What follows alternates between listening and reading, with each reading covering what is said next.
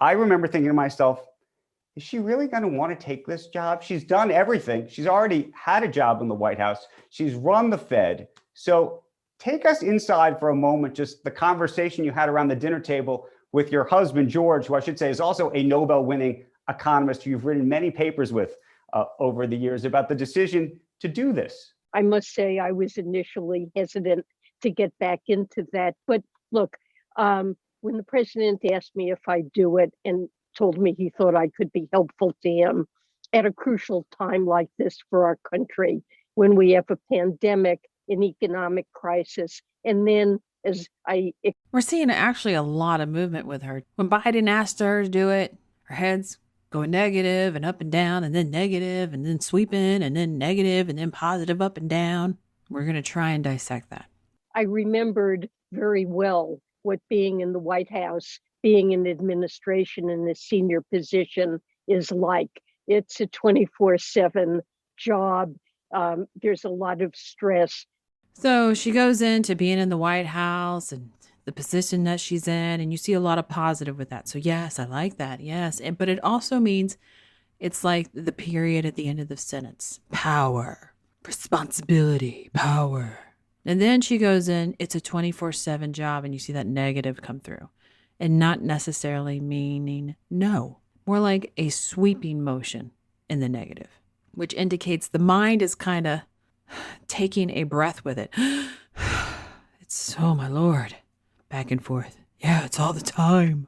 The feeling of responsibility on one's shoulders is really enormous. And so I must say I was initially hesitant. And then we go into the must say, and the head has a diagonal on it.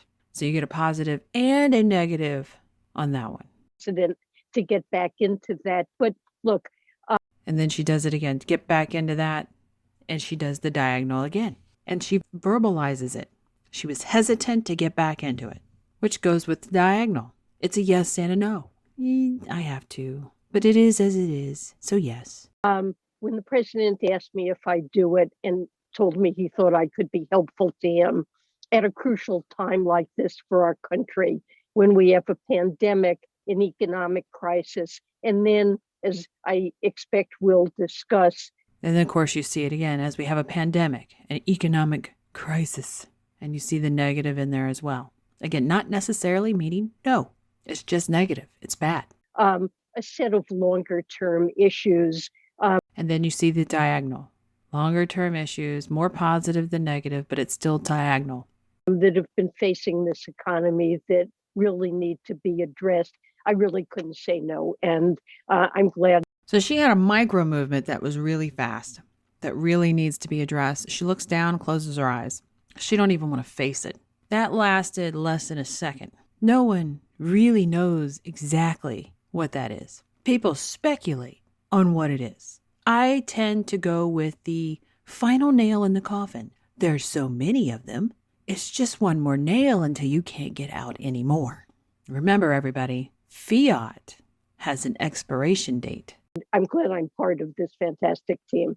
Well, what's so interesting, I think, about the role that you now embody is a really much more, almost a broader mandate for Treasury in terms of all of the different things that you're going to be doing. And I want to talk about climate, inclusivity, and so many things. But of course, the thing that's on your plate right now in front of all of us is this stimulus plan. So you're seeing that weirdness where she's like rocking back and forth with the positive? That's stress to the interview and the situation in general. Remember, you have the whole stress of being in front of a camera, knowing people are looking at you and judging you. And that's if you're aware of that. Most people are aware of that. You get some people that are not aware. You also have the stress on top of it, depending on what you're actually interviewing about. It could be something that your job relies heavily on.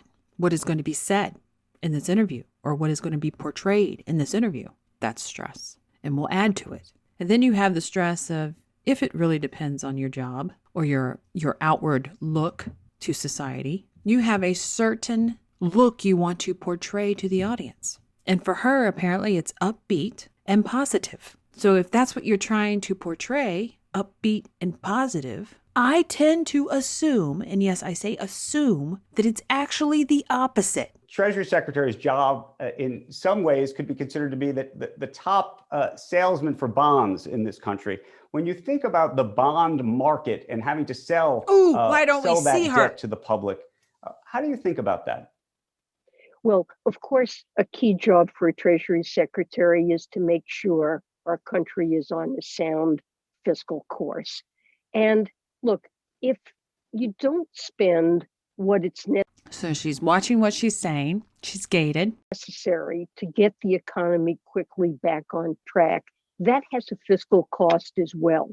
A prolonged downturn in the economy, a very slow recovery, as we saw after the financial crisis, when there was some fiscal aid, but not nearly as much or for as long as was needed. That took a fiscal toll as well. So by having a stronger economy, the money that's spent partially pays for itself. But the second thing I'd say that I really think is important is that we have been in a low interest rate environment now for a long time. And not only since the pandemic and not only after the financial crisis, but interest rates have been drifting down. In the So we're into the believe me look. She's got positive head movements on this. United States and also in most other developed countries. Look at Japan, look at the Euro area, look at most developed countries. Interest rates are really low. So if you look at traditional metrics, And she keeps going negative when it comes to interest rates being really low, which translates pretty much to us bad. That's bad. Interest rates need to go higher. Now remember, she's talking about the bonds. She wants them higher.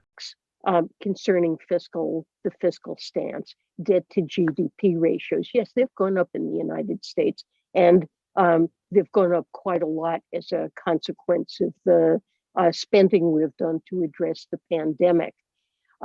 So, that I remember back in 2007, the debt to GDP ratio before the financial crisis was 35%, and now it's around 100.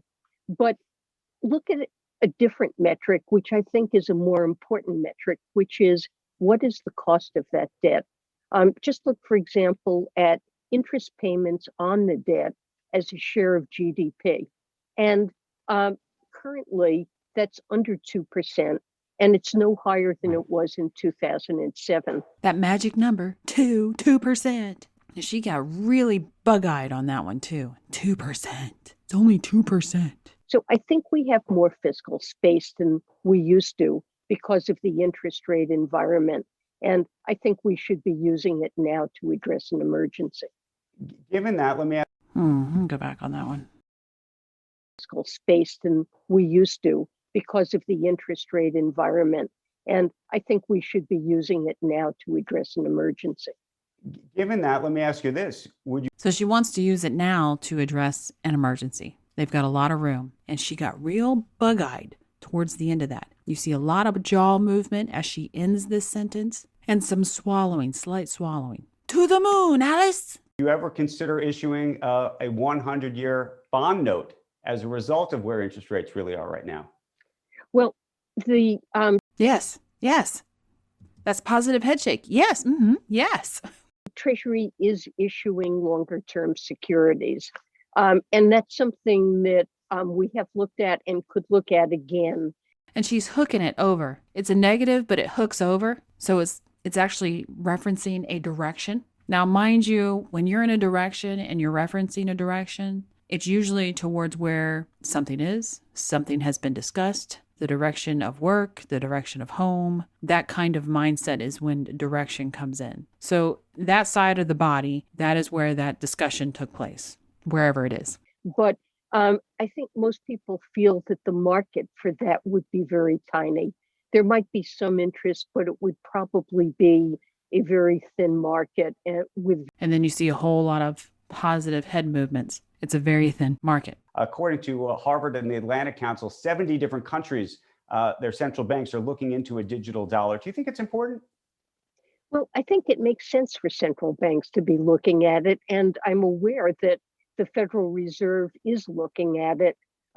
There, um, I gather that people at the Federal Reserve Bank of Boston are working with researchers at MIT to study the properties of. So she goes into this digital dollar question and she's talking about a Federal Reserve and she stops herself. And then you see her gate to one side. She's gating. She's watching what she says. And then she says, they're working with. Now, we have no idea exactly what that means, but it's something that she wants to be very careful on how she talks about it. There are a set of issues around central bank digital currencies that have to be examined. What would be the impact on the banking system? Would it cause a huge movement of deposits out of banks and into the Fed? Would the Fed deal with retail customers or try to do this at a wholesale level? Are there financial stability concerns? How would we manage money laundering and illicit finance issues? So there's a lot to consumer protection, a lot to consider here, but it's absolutely worth looking at. I know that you've worried about fraud when it comes to Bitcoin. Let me ask you actually just one related Bitcoin question, which is that it's now as a market cap of over $1 trillion. Is there a point at which it becomes important to you in the context of the U.S. economy? Meaning, is there a price at which you say to yourself, I need to really be all over this, either as a commodity or potentially as something to think about in the context of a currency? So I don't think that Bitcoin, I've said this before, is widely used as a transaction mechanism. To the extent it's used, I fear it's often for illicit finance. So I was watching her in the beginning as he's doing this question on her. And what you normally get, someone who has a pre-selected answer to any question that refers to one item, in this case, Bitcoin. They don't have to search their brain. They just like to stay as still as possible, let the question be asked so that they can give their pre-answer. So there's no real thought processes in it. If this was a real thought out thing, you'd see the mind working, the eyeballs darting around, shoulders kind of moving around, looseness and some singing. But we don't see that at all. We see a lot of stiffness and we see polite waiting for him to get done asking the question. It's an extremely inefficient way of conducting transactions, and the amount of energy that's consumed in processing those transactions is staggering. But it is a highly speculative asset, and I think people should beware. And she keeps going down. It's like she's falling over as she's answering this question. It's like she's literally trying to dodge this as she continues to fall to the side. I'd have to say this gives her a lot of stress. It can be extremely volatile, and I do worry about potential losses that investors in it could suffer.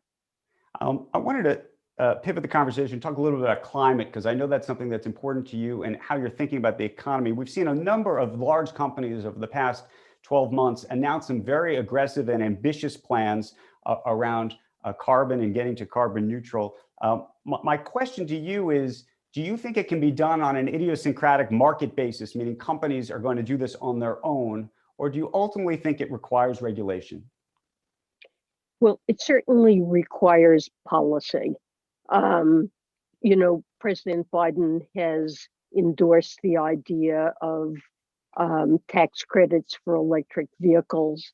And, when the pandemic is under control and this package has been passed, the president is going to turn his attention to. So she recovered somewhat from the Bitcoin question, but not completely. At least you could see the tip of that shoulder now. And now that we see that this particular subject, Bitcoin, cryptocurrencies, that stress lingers. It's staying on the mind. It's continuing its walk rent-free. That's the kind of stress you see when people are going to war tomorrow. It never really leaves. Between the bonds and the stress that Bitcoin and cryptocurrency is putting on this woman, holy cow, buckle up. I would like to thank the sponsor of this video, Fero. Fero is one of the few cryptocurrency projects that I respect. Unlike most other cryptocurrencies, Fero is focused on safeguarding your financial privacy without compromising on trustlessness, which means no third parties are required, and transactions are private by default. Fero also has an exciting roadmap to look forward to. Features such as Instant Send, where payments can both be sent and confirmed within seconds. There's also Elysium, which adds tokenization functionality similar to Ethereum, but it also enables these assets to enjoy Fero's privacy technology. There's many more things on the roadmap, and if you'd like to learn more, head over to fero.org. If you'd like to learn more about analysing body language, there is a video course available on Mandy's website for Gold subscribers, where Mandy teaches more about her techniques of deception detection. There's also other content such as the Crime series and Interesting Minds series, available to both Gold and Silver subscribers. If you like it, please share and subscribe. Thanks for watching.